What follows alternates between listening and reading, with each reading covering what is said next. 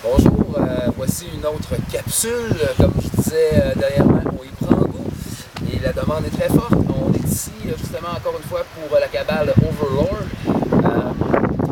Nous sommes à Kino Beach, c'était la journée pour nos Canadiens. Cette capsule est particulièrement dédiée à toi, Ghislain Nolette, que j'aime beaucoup, un de mes meilleurs amis et que le castor du 22e tatoué sur le cœur. C'est pour toi, Tina, cette journée-là. En quelques chiffres, simplement, on parle justement là, en ce qui concerne la Deuxième Guerre mondiale, il y a près de 45 000 hommes canadiens qui ont été investis dans cette guerre-là. Non, excusez-moi, 45 000 hommes tués dans cette guerre-là. Aussi, quelque chose qui est intéressant, c'est on a aussi, au tout début, justement, quand Mackenzie King, notre premier ministre à l'époque, l'armée canadienne était constituée de tout simplement de 8 000 hommes. Ce qui est très peu, c'est la moitié du Centre Bell, par exemple. Donc, c'est quelques chiffres qui parlent beaucoup. Je vous dirais aujourd'hui, c'était une journée très émouvante, mais particulièrement choquante.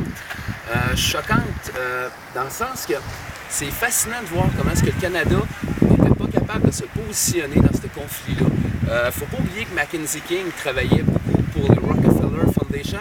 Je vous laisse vous-même faire vos recherches. Ce qui concerne la famille Rockefeller, ça parle beaucoup.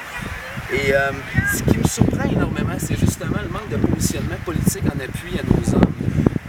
Quand je dis choqué, c'est justement un peu à cause de tout ça, c'est que ces êtres-là sont venus tout simplement avec la grandeur de l'âme et leur courage. Vraiment aucun appui derrière.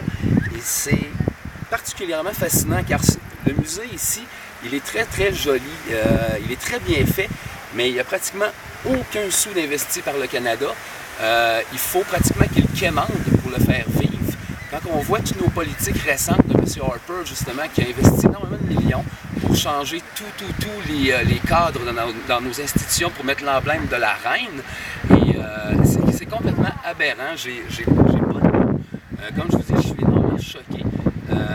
Ça me frustre même. On voit beaucoup à la télévision souvent des gros shows de boucan le 1er juillet, des habits d'apparat, tout ça, hommage à nos hommes et tout. Et comme je vous dis, il n'y a pratiquement aucun sou ici. Ce musée-là, il survit des dons donnés par les anciens combattants. Comme je disais, c'est incompréhensible. Aujourd'hui, pour moi, comme je disais justement au cimetière américain, le fait de comprendre les choses nous amène à avoir une autre perspective. Et dès aujourd'hui, j'ai une autre perspective de mon super beau pays.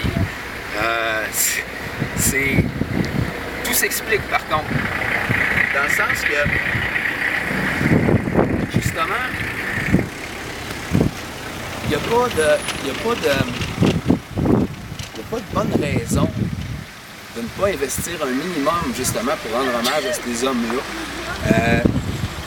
C'est particulièrement fascinant aussi de voir une phrase que M. Mackenzie a dit avant le conflit.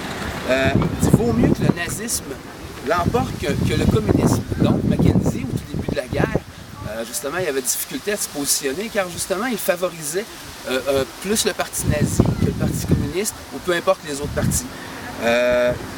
C'est aussi vraiment intéressant de voir la prise de position latente du Canada dans le conflit, parce que le Canada n'était pas autonome, avait de la difficulté vraiment à prendre ses propres décisions. Et il y avait la conscription qui est arrivée, justement, et les Canadiens français ne voulaient pas partir nécessairement en guerre, voulaient être autonomes, et le Canada anglais, lui, voulait toujours être sous la servitude de la reine. Donc on voit là, que on voit les premiers balbutiements, justement, d'un déchirement entre ces deux peuples-là. C'est fascinant aussi de voir les femmes canadiennes, comment est-ce ils se sont démarquées dans ce conflit-là. Les femmes canadiennes ont forcé le changement de la loi, de l'article 24 au Canada, pour ajouter le mot « femme » dans la définition de ce qui était une personne chez nous. Donc ça fait pas très longtemps que les femmes sont considérées plus qu'un animal chez nous, ce qui est aussi fascinant en soi, ce qui est même extrêmement aberrant. Et il ne faut pas oublier aussi qu'au Canada, j'ai appris ça aujourd'hui, on n'acceptait pas l'immigration noire depuis 1950. C'est quand même intéressant parce qu'on nous dit un pays très libre et vive l'immigration et tout. Et c'est complètement faux jusqu'à tout récemment.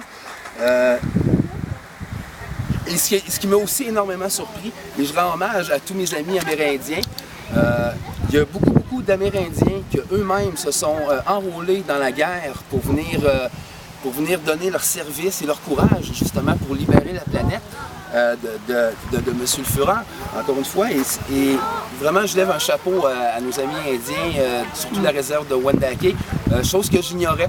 Encore une fois, on voit une société axée sur la productivité. J'ai passé 15 ans à l'école, comme je vous le disais hier, j'ai absolument rien appris. Et en 5 jours en Europe, une société littéraire, j'ai appris un paquet de trucs. C'est, comme je vous disais, aujourd'hui, je suis bouleversé et je suis en crise. Mais c'est vraiment, encore une fois, très intéressant de voir que c'était le courage de nos hommes qui a vraiment, mais vraiment permis d'abattre l'ennemi, de rentrer ici, à Courseulles-sur-Mer, et de libérer justement ces petits villages sur la côte du terrible ennemi, du redoutable allemand. Sur ça, encore une fois, je suis hyper émotionnisé. Et on va fermer la capsule là-dessus car les mots me manquent. Mais ils me manquent pas. Je suis plus colérique que peiné. Mais c'est correct, c'était dans l'investissement aussi du voyage. Donc à la prochaine capsulette, capsule, on se revoit probablement demain. On retourne dans le mode historique probablement demain ou dans la prochaine capsule. Bye bye!